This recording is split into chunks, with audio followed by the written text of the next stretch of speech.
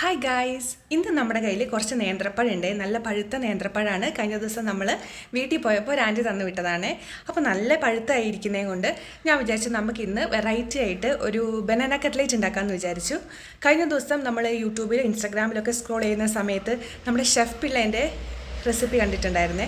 അപ്പോൾ അത് വെച്ച് നോക്കിയിട്ട് നമുക്ക് ഇന്ന് ഒരു കട്ട്ലേറ്റ് ഉണ്ടാക്കി നോക്കാം. വാ, നമ്മുടെ കട്ട്ലേറ്റ് ഉണ്ടാക്കാൻ വേണ്ടി ആദ്യമേ തന്നെ നമ്മൾ പഴം പുഴുങ്ങിയെടുക്കണം. അപ്പോൾ നമ്മുടെ ഇഡ്ഡലി തട്ടത്തിൽ വെച്ചിട്ട് നമ്മുടെ പഴം ഒന്ന് വെച്ച് കൊടുക്കാം പുഴുങ്ങാൻ വേണ്ടിയിട്ട്.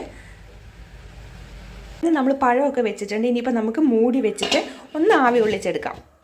ഒരു 10-15 മിനിറ്റ് നേരം നമുക്കിത് മൂടി വെച്ചിട്ട് വേവിക്കുമ്പോഴത്തേക്കിനും നമ്മുടെ പഴമൊക്കെ ഏകദേശം സെറ്റായിട്ടുണ്ടാവും. ഗൈസ്, നമ്മുടെ പഴമൊക്കെ അവിടെ ഇരുന്ന് വേവട്ടെ. ആ ഒരു ടൈമിൽ നമുക്ക് അപ്പുറത്ത് കടയിൽ വരെ പോയിട്ട് കുറച്ച് മുട്ട മേടിച്ചിട്ട് വരാം. കട്ട്ലേറ്റ് ഉണ്ടാക്കാൻ വേണ്ടിയിട്ട് മുട്ടയില്ല, അപ്പോൾ നമുക്ക് പോയി മുട്ട മേടിച്ചിട്ട് വരാം. അങ്ങനെ നമുക്ക് നമ്മുടെ മുട്ടയൊക്കെ കിട്ടിയിരിക്കുകയാണ്. ഇനിയിപ്പോൾ നമുക്ക് വീട്ടിലോട്ട് പോയിട്ട് ബാക്കി കട്ട്ലേറ്റിൻ്റെ കാര്യങ്ങളൊക്കെ നോക്കാം. നമുക്ക് നമ്മുടെ നേന്ത്രപ്പഴം റെഡി ആയിട്ടുണ്ടോ എന്ന് നോക്കാം. നമ്മുടെ നേന്ത്രപ്പഴമൊക്കെ നന്നായിട്ട് വെന്ത് വന്നിട്ടുണ്ട്. ഇനിയിപ്പം നമുക്ക് അതിൻ്റെ തൊലിയൊക്കെ എടുത്ത് മാറ്റിയിട്ട് അതൊന്ന് ചെറുതായിട്ട് സ്മാഷ് ചെയ്തെടുക്കുകയാണ് വേണ്ടത്.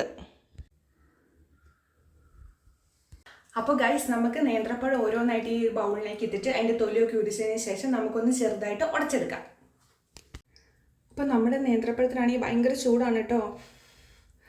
എന്നിട്ട് നമ്മളിതൊന്ന് പൊളിച്ചെടുക്കണം. നന്നായി പഴുത്തായത് കൊണ്ടിട്ട് നമുക്ക് പൊളിക്കാനൊക്കെ നല്ല എളുപ്പമായിട്ടുണ്ട്. തൊലിയൊക്കെ നമുക്ക് മാറ്റി വെക്കാം.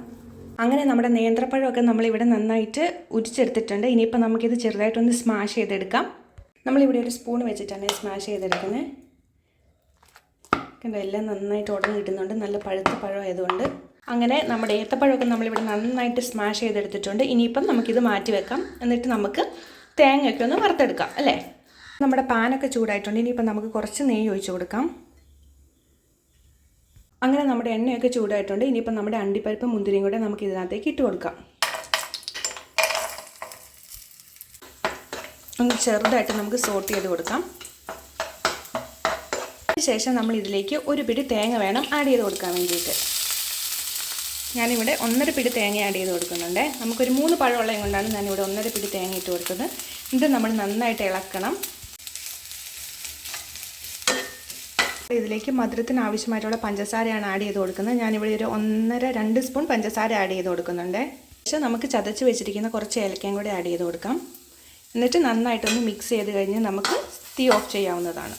അങ്ങനെ നമ്മുടെ മിക്സ് ഇവിടെ ഏകദേശം സെറ്റായിട്ടുണ്ട്. ഇനിയിപ്പോൾ നമുക്ക് സ്റ്റൗ ഓഫ് ചെയ്തതിന് ശേഷം നമ്മൾ സ്മാഷ് ചെയ്ത് വെച്ചിരിക്കുന്ന നമ്മുടെ നേന്ത്രപ്പഴത്തിലേക്ക് ഈ ഒരു മിക്സും കൂടി ഇട്ടിട്ട് നന്നായിട്ടൊന്ന് ഇളക്കി കൊടുക്കണം.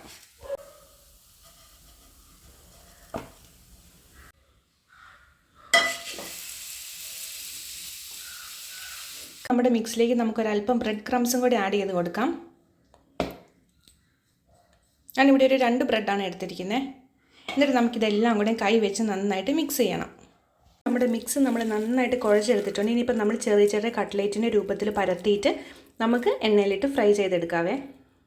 നോക്കിക്കേ, അങ്ങനെ നമ്മുടെ കട്ട്ലേറ്റൊക്കെ നമ്മൾ സൂപ്പറായിട്ട് ഷേപ്പിലൊക്കെ ആക്കി വെച്ചിട്ടുണ്ട്. ഇനിയിപ്പോൾ നമുക്ക് മുട്ട ബീറ്റ് ചെയ്തിട്ട് അതുപോലെ തന്നെ കുറച്ച് ബ്രെഡ് ക്രംസും കൂടെ മുക്കിയിട്ട് കോട്ട് ചെയ്തിട്ട് നമുക്ക് വറുത്തെടുക്കാം. 2 മുട്ട എടുത്തിട്ടുണ്ട്. അതിന് നമുക്കൊന്ന് ബീറ്റ് ചെയ്തെടുക്കാം. ഒരല്പം എണ്ണയും കൂടി ഒഴിച്ച് കൊടുക്കുക അതിനകത്തേക്ക്. ഇപ്പോൾ നമ്മുടെ കട്ട്ലേറ്റുകൾ ഓരോന്നായിട്ട് ഇങ്ങനെ എടുത്തതിന് ശേഷം നമ്മൾ മുട്ടയിൽ ഒന്ന് ജസ്റ്റ് ഒന്ന് മുക്കണം. അതിനുശേഷം നമ്മൾ ബ്രെഡ് ക്രംസിലും കൂടി ഒന്ന് കോട്ട് ചെയ്തതിന് ശേഷം നമുക്ക് എണ്ണയിലിട്ട് പൊരിച്ചെടുക്കാം. അപ്പോഴത്തേക്കും നമ്മുടെ സൂപ്പർ ടേസ്റ്റി ആയിട്ടുള്ള കട്ട്ലേറ്റ് ഇവിടെ റെഡിയാകും.